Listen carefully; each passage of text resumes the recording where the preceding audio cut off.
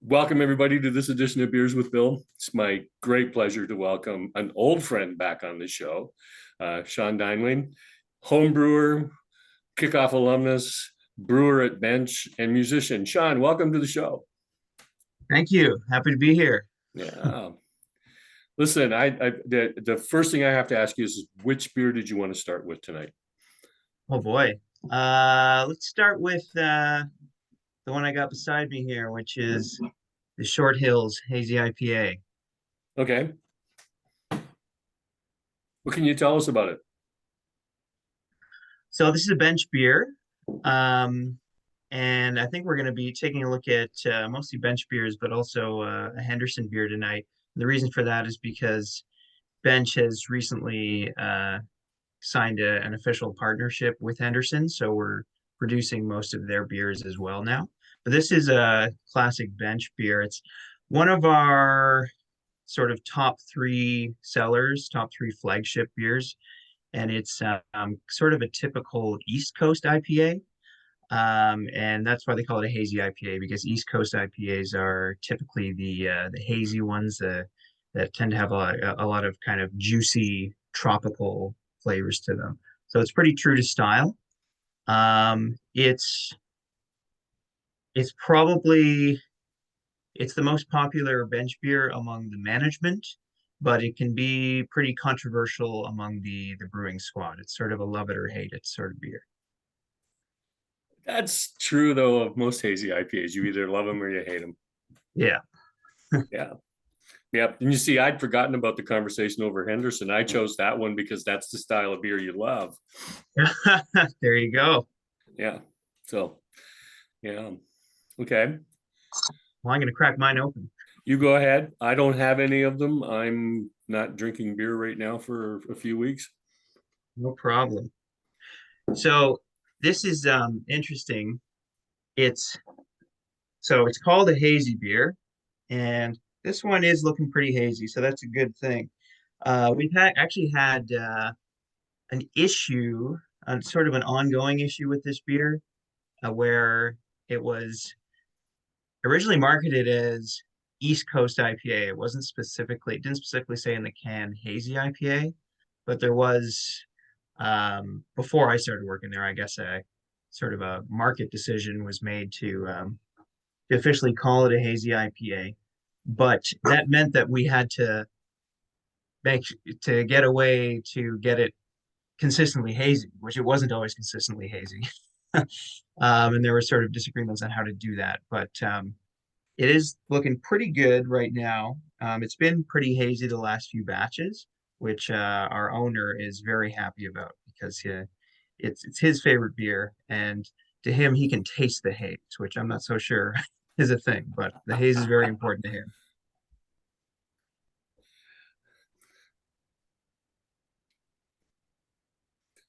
So, your journey into the world of craft beer is quite interesting because that's not where you started first working. No, I went to University of Waterloo, which is where I met Bill. Uh, he was one of my professors over at the local bar there. Um, yeah, I went to university for medieval history originally, actually, and then I did a master's degree in popular music studies.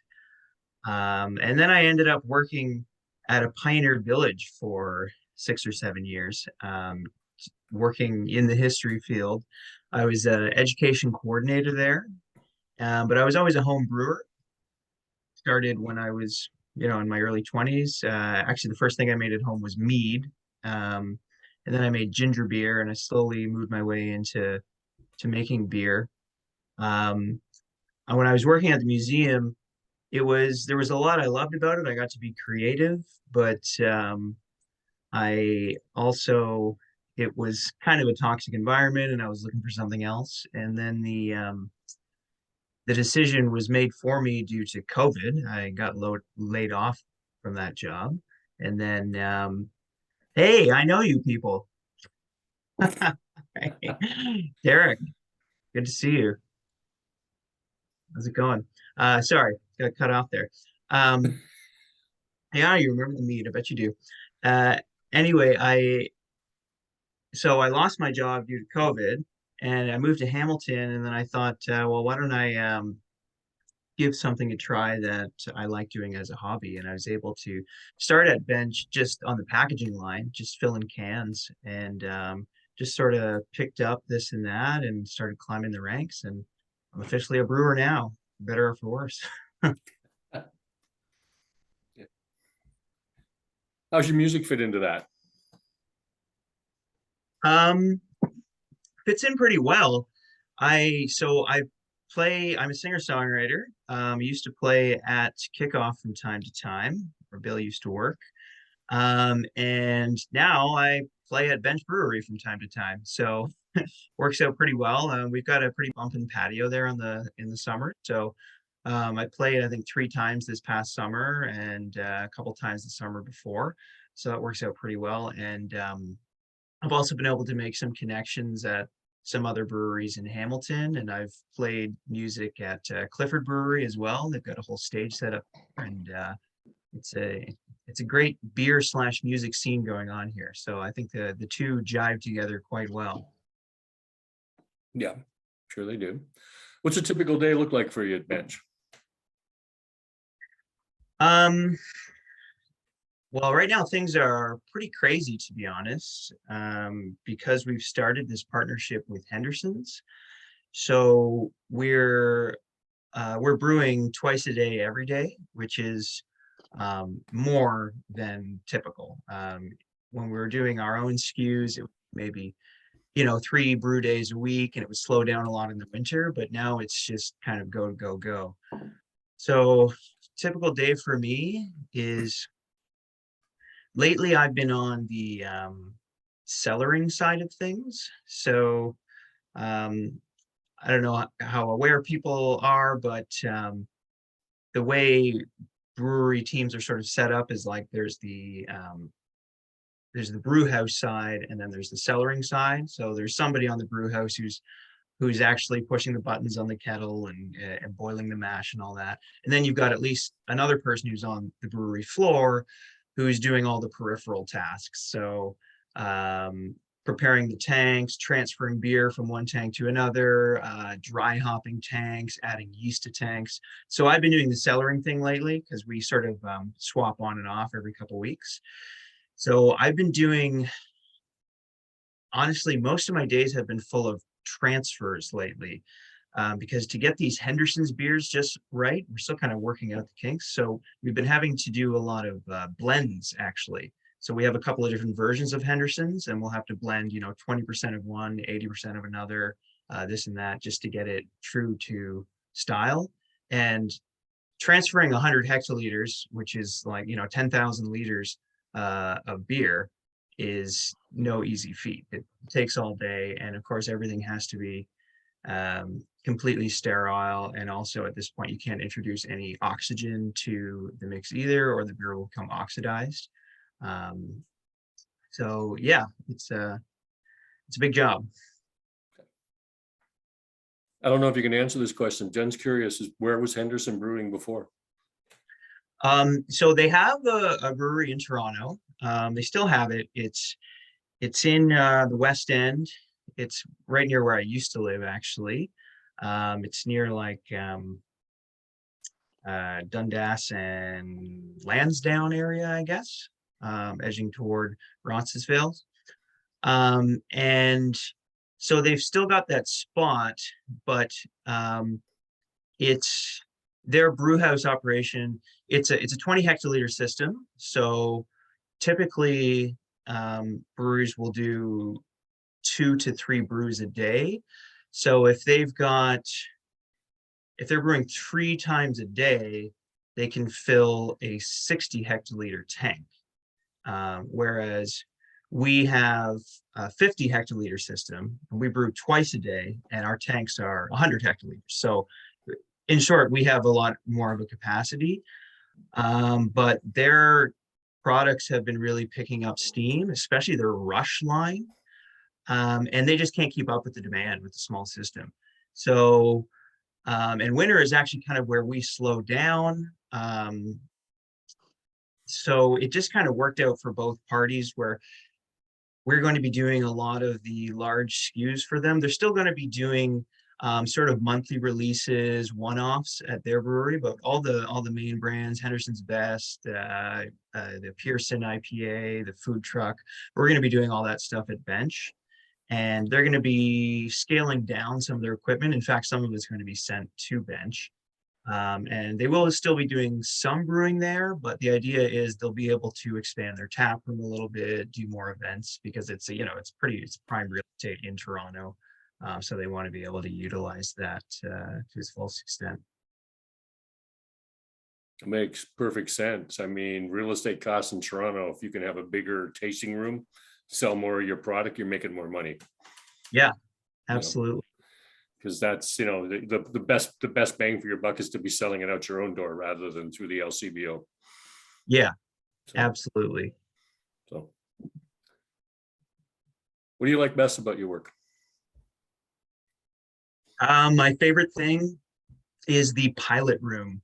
So in addition to our 50 hectoliter brew house, we have a much smaller 4 hectoliter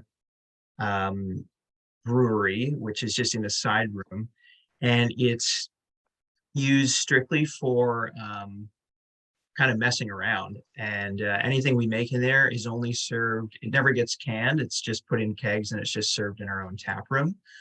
So all of the brewers, we just kind of take turns. Every couple of weeks we go in there and it's like, what can you come up with? And you make a brew. And sometimes it works out really well. Other times not so much, but it's because it's a small batch. It's not the end of the world. So that's definitely my favorite part of being there. I've had the opportunity to do 2 of my own recipes so far. The first one was a harvest wet hop ale because we also have a hop field at Bench. So it was funny. I hadn't brewed on that system at all yet. And I think it was a Thursday and my supervisor grabbed me and she was like, there's an opening in the pilot room schedule. And we need to do the hops are ready to pick. We need to do a wet hop ale. So do you want to do it next Monday? Which is I'm not going to say no. It's an opportunity, but it was kind of scary because first of all, I've never harvested hops before, but secondly, I had never brewed on that system. But I just sort of whipped up a recipe. It was an amber ale, and it used our estate grown Chinook hops as well as Centennial. Went out and picked them myself, which took about 3 hours to get a bucket's worth. Brewed it the next week, and I managed to completely clog the heat exchanger with the fresh hop leaves.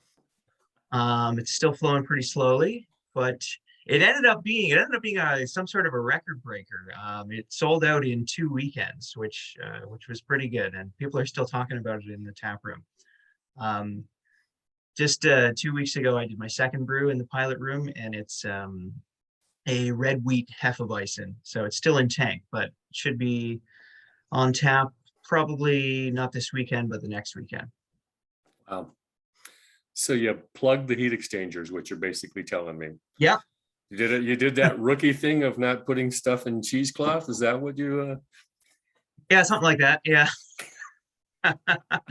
Like I said, I hadn't been trained on the system. They just said go brew a beer with wet hops, so I put the hops in. It tasted great. Like I said, rookie mistake. Yep. Before we move on to the next beer, Mike's curious what the size of the pilot system is. I know you said that, but so 4 hectoliters. Yeah. Yeah, so that's 400 liters. We usually get so we do 30-liter kegs. We don't do the really big kegs, but yeah, all said and done, we usually get about 11 of the 30-liter kegs out of a pilot brew. Yeah. Okay. Thank you. What's the second beer we're going to talk about? I know you're not done your first one. That's all right. You don't have to crack the second one, but we should talk about it, okay? Yeah, we can talk about the Lincoln Lager. Okay. Um, got that one here. So both the Short Hills and the Lincoln Lager, as well as a couple others, are they're named after local landmarks or local towns in the Niagara region. So Short Hills is a provincial park. Lincoln is the township that the brewery is in.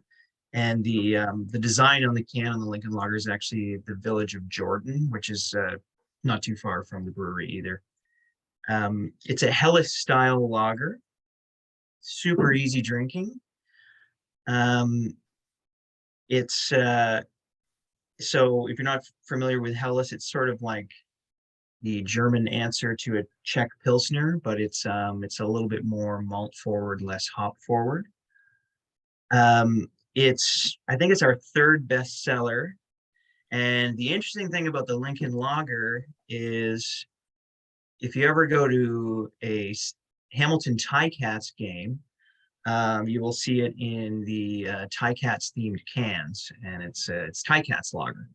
It's been rebranded a few times actually. It's also the house brew of a couple of local bars here, so they'll call it whatever pub lager, but it's all Lincoln Lager. It's pretty versatile. Obviously, very versatile.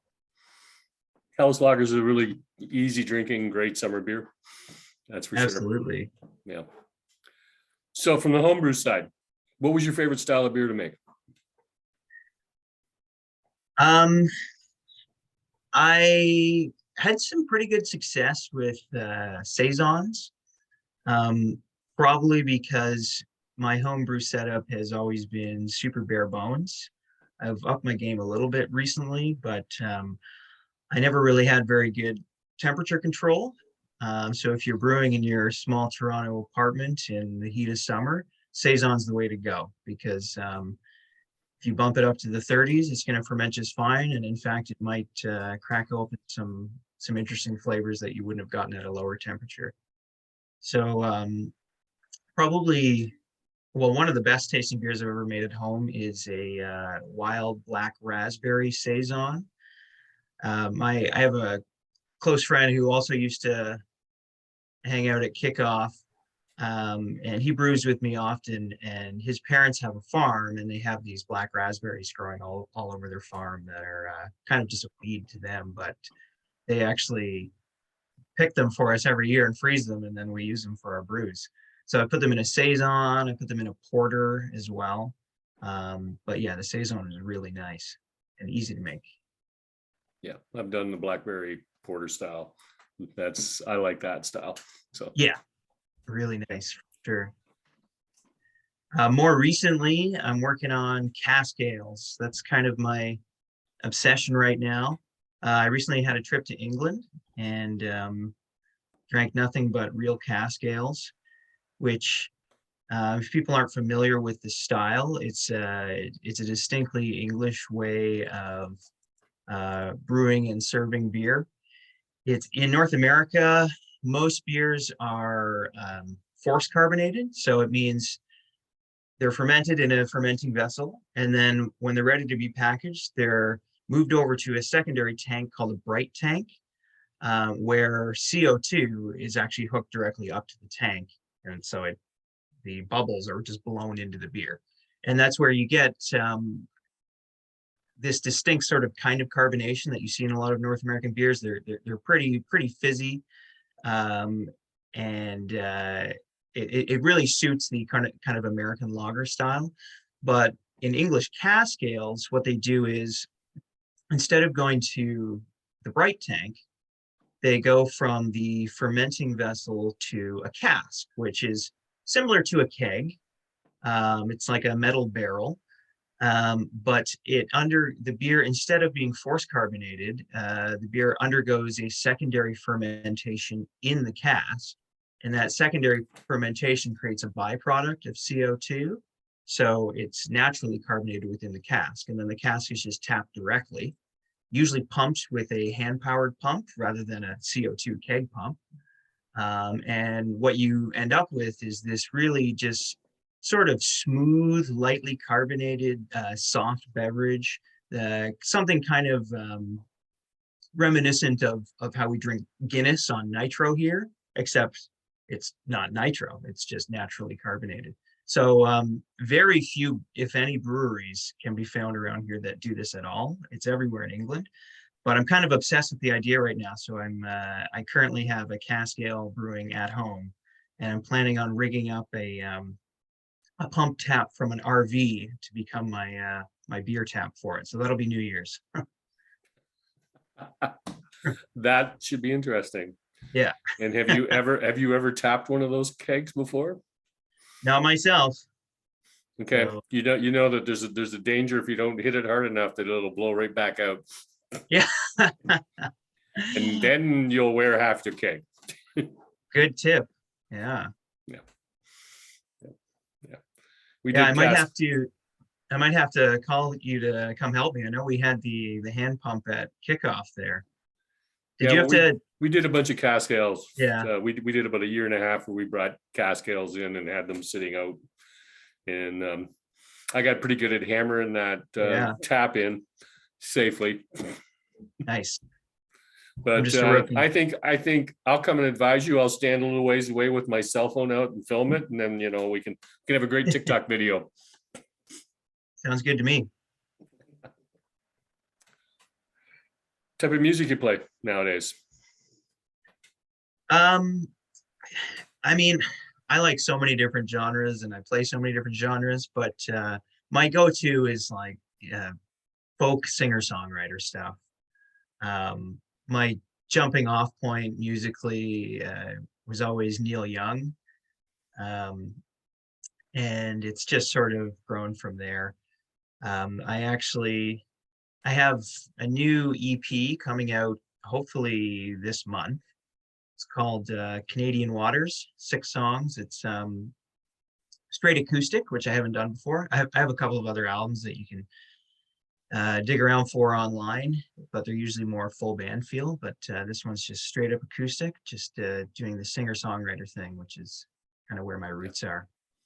I got to backtrack. I missed a question. Okay. Jen's curious. Do you brew cask ale any different than a regular beer? So the brewing process itself would be pretty similar. The recipes would be different. They tend to be lower ABV. We're talking like 3.8, 3.9. And so in that sense, it's different. Also, it's a lot of sort of amber ales, brown ales. So you're using roasted malts in there. So from that perspective, it's different. But the real difference comes in the after the brewing part. So it's when you're doing the aging in the cask, and that's where it's really different. So usually when it's transferred to the cask, you'll add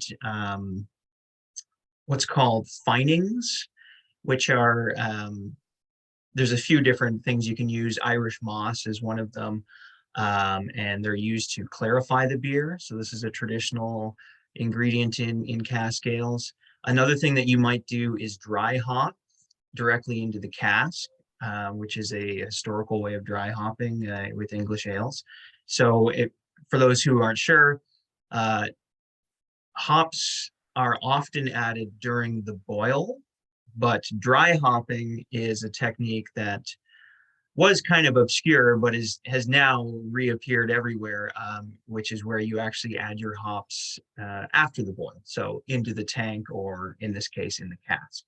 So yeah, there are subtle differences in the brewing process, but the actual steeping of the mash and boiling of the mash would be the same. So are you using Irish moss in yours? I am. I just had this vision of you somewhere out in the highlands of Hamilton looking for this like particular style of moss on the rocks. Yeah, that's right. Oh man, if I could find it here, it'd make it really easy. It's actually been a major challenge to find all of the things I need to make cask ale. Like just so I was able to pick up a couple of casks from Nickelbrook, because I guess they made cask ale 15 years ago, but they were getting rid of their old casks. So I got the casks, but then you need these special sized shivs and bungs, and like you got to order them all from England. You just can't get Yeah. this stuff here. So it's been a hassle. Man, how is that any different than like bottle conditioning a beer? So it's similar concept.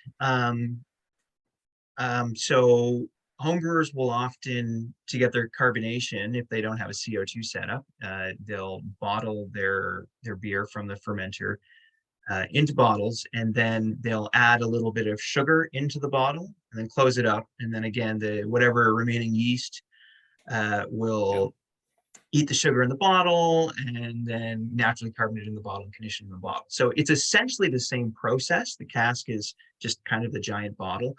One difference for me anyway is I'm going to go really traditional, and I'm not going to add in a secondary sugar into the cask. What I did was, and there's a calculation you have to do to figure this out, but when I went to put my wort, so wort is the unfermented beer, after the boil, but before you add the yeast, when I went to put my wort into the fermenter, I pulled off a portion of it, so a couple of liters, and I froze it, and so I didn't add yeast to that portion. And then what I'm going to do is, when I transfer my beer to the cask, I'm going to re-add in those couple of liters, which will give it that little bit of sugar to eat to carbonate in the cask. And that way, you're not adding in any new sugars or any potential off flavors. It's still the original beer that is conditioning. Gonna say, and the calculation has to be really precise, because Yeah. you're basically creating a ticking time bomb now. Yeah, exactly. Yeah. An overcarbonated cask beer. Let's see what happens. What could possibly go wrong in this day? Yeah. Let's talk about the third beer. All right. I think you had the Berryfield Sour. Yep. So this one, I don't actually have a can of it handy here, but this is one of our sour beers. So this is, I don't know if anybody's been to the Bench Brewery before, but we have sort of two sides of the operation, the clean side and the funk side. So the funk side is where we use a lot of wild yeasts and things like that, and we'll use like old world saison yeast, and things get very sour and funky. Clean side, we're just using traditional yeast, and we keep the two separate so that the funky stuff doesn't infect the clean stuff. But we also, confusingly enough, have a few clean sour beers, and that's what this one is. So it's a sour beer, but it's still made using a traditional yeast, and it's done on the clean side. So it's soured with an addition of lactobacillus, which is a bacteria that you put in before the yeast that goes in there and consumes a little bit of the sugars and gives it that sourness. And then you pitch the yeast a little later to finish the job. And this one is flavored with raspberries. And it's, we were using a concentrate from like a local Niagara source, but we ended up switching to a puree, and from the same source. But what happened with that is it ended up turning it orange rather than red.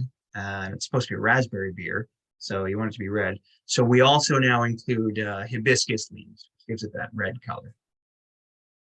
Interesting. The things you do to make a beer look correct. Yeah. What's been the most challenging beer for you to make? That one, That one? because because it's a colossal mess.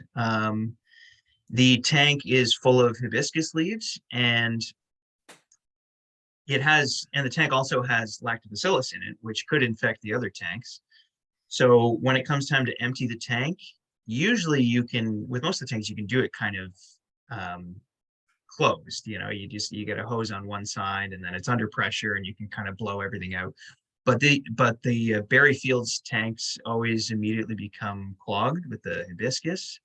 So you kind of have no choice but to take off the large 6-inch valve on the bottom, and like get your head right under there and stick your arm in and dig out hibiscus leaves and get just completely covered in the stuff, all while trying to section off the area because it could potentially contaminate the other beer with the lactobacillus.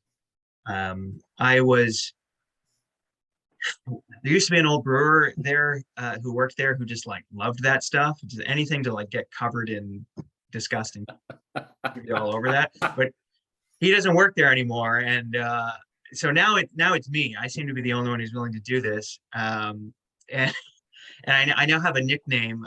They call me the Angry Badger because I just tear right into it, and I don't know, Val, get it done. that's an interesting nickname. Yeah.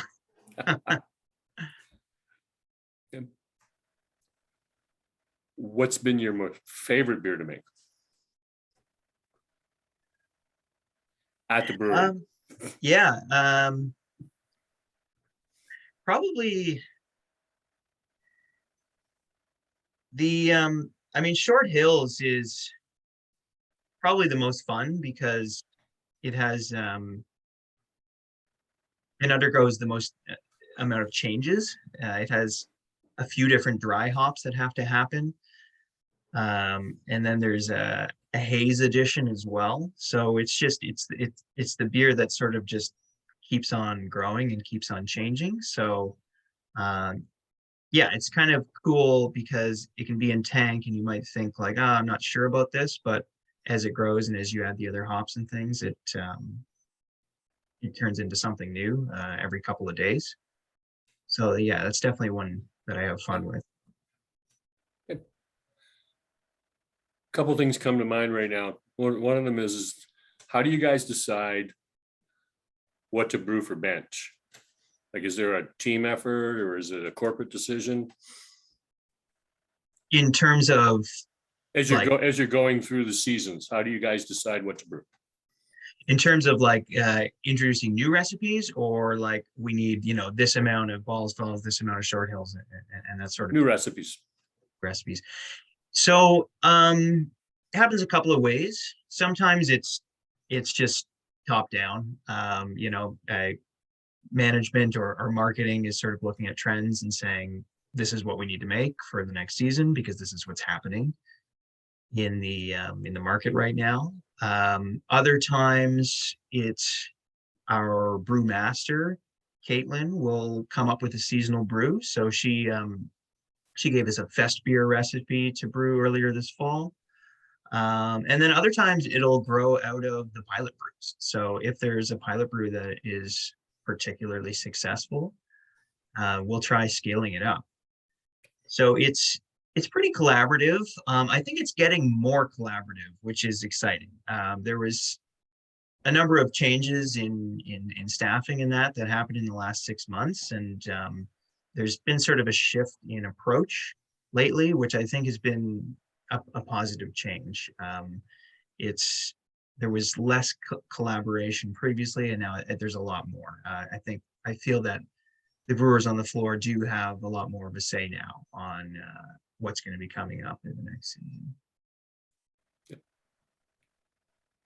What do you think are the 2 or 3 most challenging things that come top of mind right now in the industry to you? Yeah, I mean, the brewing industry, it's going through an interesting time. Coming out of COVID, for a while there, we had the whole e-commerce thing happening. People were ordering a lot of beers from breweries for COVID, and that's kind of slowed down. But at the same time, people aren't necessarily coming back to bars in huge droves either. So I think we're kind of at a point where we're not sure what direction it's going to head next. So we're trying out a few different things, but I think the challenge is just that the market is unpredictable right now. It's, are people going to be coming back to tap rooms? Are we going to try to double down on e-commerce stuff? Or the other, people also, coming out of everything that's been going on, there's a lot of people who have quit drinking, to be honest. they're feeling down or whatever throughout the pandemic, and it's just so yeah, it's just an uncertain time. It's tough to say like specifically what the challenges are, but it's there's definitely uncertainty in the craft beer market right now. I can see that there is a lot of uncertainty. So it's as working in the cellar as a cellarman, how do you decide when you're like 10,000 liters of beer, how much goes in a keg versus how much you can? Yeah, so that we have a team for that. Um, they'll do projections based on market trends. It's a bit of guesswork, obviously, but we do have LCBO orders that need to be filled, so we can use that as an indicator. And then we have taps at a number of bars that need to be filled, so we use that as an indicator. And then they look at inventory and they try to project how much we're going to need coming up. In terms of which brews of our own core brands we do, it basically comes from that team. And of course they have to project a month, 6 weeks ahead, because it takes that long from the day of brewing the beer Yeah. to the day of packaging and getting it out. Oh, absolutely. You've got to be working quite a few months ahead of yourself all the time. Yeah. Yeah. And it's been an interesting time lately because we're trying to coordinate that also with the Henderson stuff. Yeah. And luckily, I think so far it's been pretty complementary. Like, the ebbs and flows have been sort of been going together. Like I said, we're sort of in like a touristy area, so it's like summer is our peak and slows down a little bit in the winter, but like they seem to be ramping up right now. So it's kind of perfect for us because we still have lots to do. You guys listen to music while you're working? Yeah, so it depends on the day. If there's packaging, so our canning line is in the same basic space as the brew house, and it's extremely loud. So we just we have earplugs on and just yell at each other and try to read each other's lips when that's going on. But when there's no packaging and when it's more chill, we actually have a pretty sweet sound system in there. So usually somebody will hook up their phone, hook up the Spotify, and then invite us all to like the Spotify playlist to add things to it, so we can all add songs. And it's never perfect. It's like Shania Twain leading into like a craft work and really weird mixes like that. But but it's good to have music going for sure. What would be on your playlist right now? Well, according to Spotify Wrapped, I'm all about the indie singer-songwriters. My number one listened artist of 2022 was Chris Staples, who's an American singer-songwriter. It's good stuff. You want to check him out. Although my number one listened song, and I'm not ashamed to admit this, it's a guilty pleasure. He's a 90s one-hit wonder. David Gray. The song is Babylon. And if you don't remember it, check it out because it's a banger. And I rediscovered it back in June and listened to it like 40 times in a row. And apparently it was my most listened to song. That's an interesting spot to be in, isn't it? Yeah. What are you reading these days? Harry Potter, believe it or not. I got as far as book 5 when I was a kid, and then I was a teenager and was playing guitar and didn't care anymore. But my girlfriend insisted that I finish this series, and I resisted for a long time. But here I am on book 7, so I'm gonna find out what happens finally. I've met Kristen. How did you manage to resist for a long time? Good point. We're gonna have to chat next time you show up. Yeah.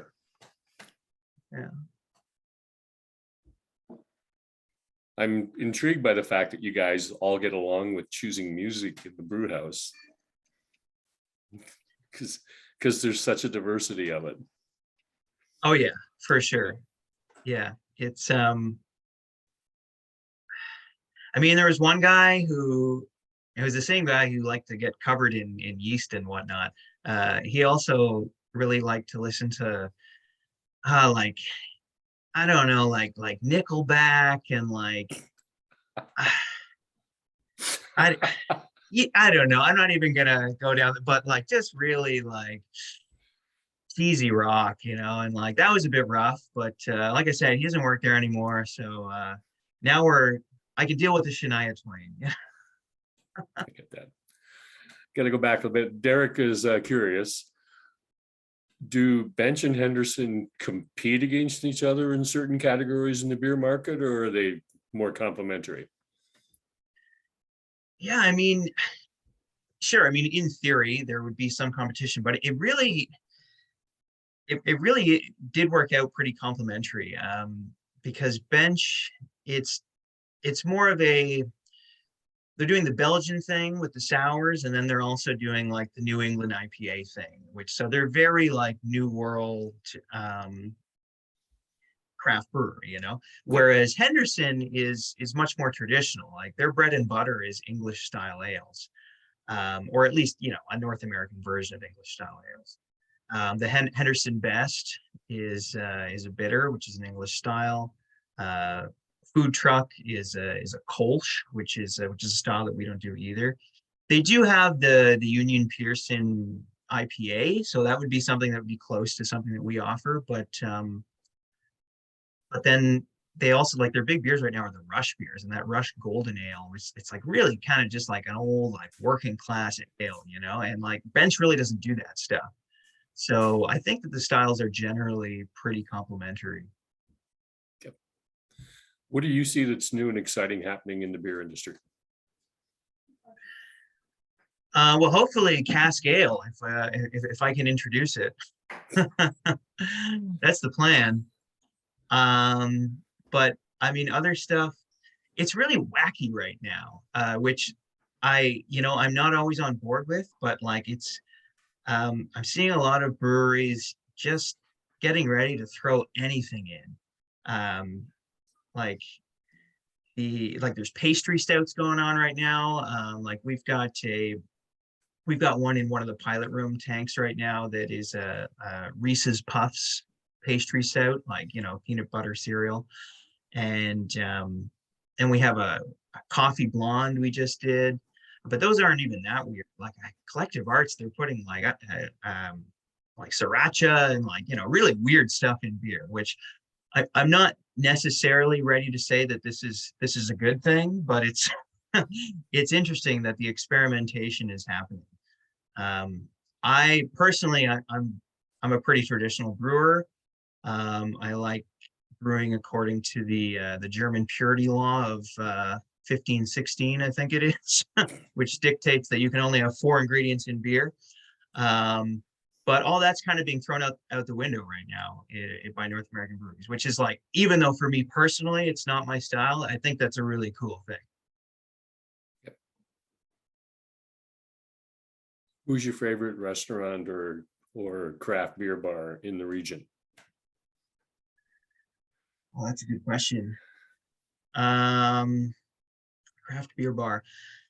There's a great spot in Hamilton called Capital. Small bar on Maine. Yeah, Maine. And anyway, it carries Lincoln Lager, but it's a great craft beer bar. And they have live music there too. And it's a good small spot. So it's a good spot to check out if you're in Hamilton. Hey, you played there? I have not played there. I tried to send them my stuff. I didn't hear back from them. Although I know somebody else now who apparently has a connection there. So maybe I'll play there in the future. Okay. I was just curious, that's all. Talk to me about the Henderson beer. Since I chose that one because it was your favorite style. Yeah. So the Henderson's Best. So they're sort of existing in two worlds here. they're calling it a best because it's a tribute to an English style of beer. It's a best bitter. So traditionally in English pubs, you would have two taps because you need a tap for the mild and a tap for the bitter. Those are, the sort of Yeah. two extremes in English beer. Um, and what they call a bitter, we would more think of as like a pale ale. But then within bitter, there's degrees. There's best bitter, there's extra special bitter, and there's all these sort of different categories. And the general rule of thumb is the more qualifying words you add to bitter, the stronger it is. So your basic bitter is 3.9, best bitter is a little more, extra special bitter is a little more. So that's sort of what their ode is, but they've also called it an amber ale because I think they're recognizing that this is really more of a North American version of this. It's an amber ale. It's 5.5%. It is not cask conditioned, but it is a tasty beer. It's pretty. I just milled this one in today, and the malt profile is kind of crazy. It has three different kinds of caramel malt in it, and and you can tell when you're drinking it. It's a very malt forward beer. The other interesting thing about it is, which is true of most of Henderson's beers, is it's kettle hop focused. So that's the until recently the more common method of hopping, which is adding your hops into the boil. Whereas a lot of craft brewers these days are doing the dry hopping, which is hopping into the tanks. But this beer, it's all in the boil, which I think comes through in the flavor. You get a little bit more of a traditional bitterness in there and less of that, kind of piney aroma that you're getting in a lot of pale ales these days. Yeah, well, when you're doing the boil, you're going to boil off the piney tone very quickly and get the underlying bitter esters remaining. Absolutely. Derek's curious, does Bench have a barrel aging program? Yep. So that's over on our funk side that I was alluding to earlier. We have, not sure exactly how many barrels, a couple hundred, I think. It's a pretty big program. We also have 4 foeders, or feuders, or however, there's a couple different pronounce it. But so those are the like large tank size barrels. It's so usually we'll do like, once a season, we'll do a release from the barrels. We had earlier at the beginning of the year, we had a release. It was called the Culp on Golden Plums. Culp is actually a family name. It's a plum farming family not far from Bench, so it's sort of a tribute to them. And it's a funky foeder aged beer that was then re-fermented on their plums. And that one, the reason I'm mentioning it is because it actually just won an award for best in class. I'm not sure. Don't quote me on exactly what it was, but I saw the trophy today in the staff room. So the other neat thing about Bench on the barrel aging side is Bench has a cool ship, and it's the largest cool ship in Ontario.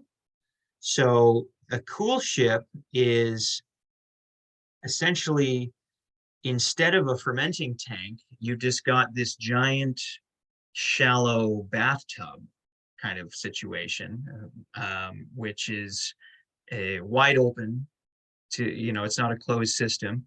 And it's set up in this specially built room that has open windows. And the idea is that you're actually encouraging infection in a way. So you want to get whatever wild yeast are coming in from the farms around the area, so that it can get into the wort and hopefully ferment it. So we usually do once a year, we'll do a cool ship brew. But we've only had one actual cool ship release so far because they're fermented in the cool ship and then they go to barrel and they're aged and blended, etc. So we did our first cool ship brew, I think back in 2017 or 2018, but it was released just last Christmas. And then so maybe we'll do another release. I don't think we have one planned for this Christmas, but maybe in 2023 there'll be another release. It's a very slow process, but it's a pretty unique special thing. Certainly is. So you have the wild sour side and the regular clean side. Is that like Yes. two separate buildings? Is Uh, there an airlock between them? yeah, there's an airlock. That's right. So it's the same building, but to pass through the two sides, you go through an airlock, and you have to spray down your shoes and everything with isopropyl if you're going from one side to the other. So all of the actual brewing happens on the clean side. That's where the brew house is. But those funky yeast and things are like, if it's going to be a funky wild fermented beer, it'll be sent via hoses or via hard piping from the clean side to the funk side, and then that's where you introduce that bacteria over there. Well, yeah, but I mean, the bottom line is if you guys keep doing this for a number of years, the wild yeast is in every crook and corner of your wild side.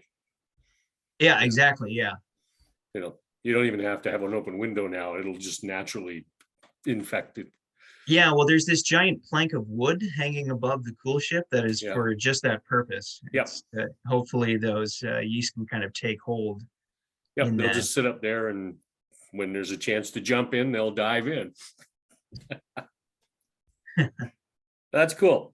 I was picturing you would have to change your clothes, you would have to have a shower, you'd have to put on a different set of clothes before you went from one side to the other. Yeah, well, you know what? It depends on the day. Like, if you're just passing in to, do a couple things, it's not the end of the world. But like, if we're having a day where we're doing a transfer on the funk side or something, or we're packaging on the funk side, and there's going to be like open vessels and stuff all over the floor, then like you're over there for the day. You're not going to be coming back over. So Yeah, well, it makes sense, because if you ever transferred that over to the clean side, it is almost impossible to get rid yeah, of that funky yeast. yeah, exactly. So Mike is curious, you guys do kettle sours? So yes and no. So the berry fields that we mentioned, that's a clean side sour, but it's not really it's not technically a kettle sour. It's because it's not the lactobacillus that is added to it is not then pasteurized out again in the kettle.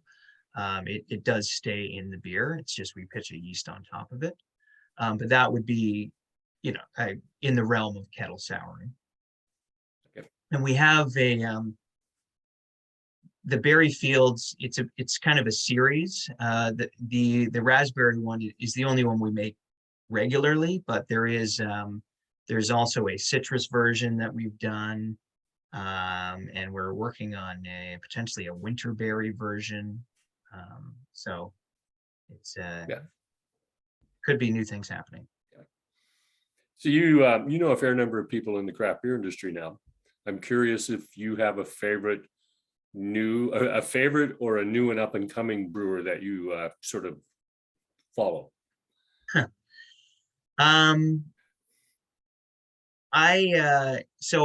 A good friend of mine is the head brewer at Fairweather, which is a brewery in Hamilton. It's a really great brewery, and it's kind of a neat place that has really been able to blossom just by like cred. Like, they're not in the LCBO, but they're doing really well, and people just come to the brewery to get their beer because it's that good. And Thomas, my friend's name, he was actually in charge of the barrel program at Bench when I started there, and but then he switched to be head brewer at Fairweather. And I respect him because, like me, he didn't go to brewing college, and he kind of got into the industry the hard way and just climbed the ranks, and it just has a very kind of practical approach to things, which is kind of my approach as well. So yeah, I think good things happening at Fairweather. If anybody is looking for a brewery to try in the Hamilton area. You're going to introduce me, right? So I can get them on the show? Absolutely. Yeah. One last question. If you could spend a day brewing with anybody, or just sitting down talking beer, who would it be? Oh boy. Um, well, he's dead, but Michael Jackson, not the pop star, but the beer writer. Yeah. Or another cool one, Pete Brown. He's still alive, but he's an English beer writer who, if you're ever looking for really light reads on beer that also give you a lot of information, but like have you howling laughing, read some of Pete Brown's books. He's got some really good ones, just about like the history of beer and just why we love getting drunk so much, and the culture surrounding that. Okay. Sean, thank you for giving us the gift of your time and sharing your story with us. We all greatly appreciate it. Thank you for having me on the show. It's been a blast. Of course, but thank you. So everybody reminds you next week, Graham Spence is going to be on. We're going to give us an update on what's happening in that world. And the last show for this year is on the 22nd. Ren Navarro is joining me at Reverence to do the show live. So if any of you want to come and join us there, you're welcome that night to come in and sit with us. And Brett is actually going to put a little set of beers together for us for that show. So again, thank you all for tuning in. Sean, thank you for giving us that gift of your time. Thank you. Good night.